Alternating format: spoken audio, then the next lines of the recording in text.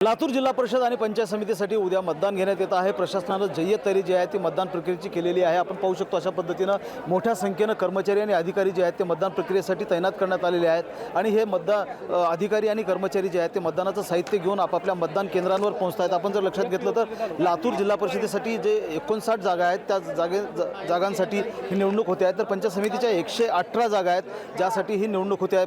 प्रामुख्याने जर आपण लक्षात घेतलं तर भारतीय जनता पार्टी आणि काँग्रेसमध्ये थेट लढत जी आहे ती लातूरमध्ये जिल्हा परिषद आणि पंचायत समितीच्या निवडणुकीसाठी होताना पाहायला मिळतं आहे। उद्या सकाळी 7:30 वाजल्यापासून मतदानाला सुरुवात होणार आहे।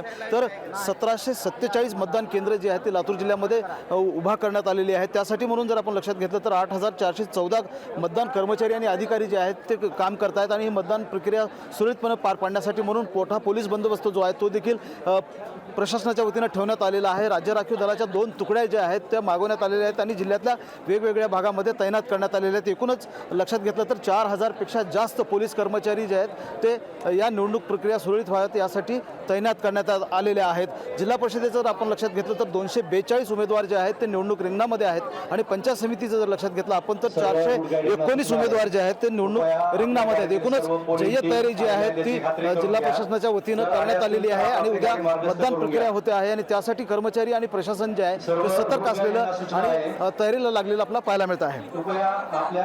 महेंद्र जोंधळे, टीव्ही9 मराठी, लातूर।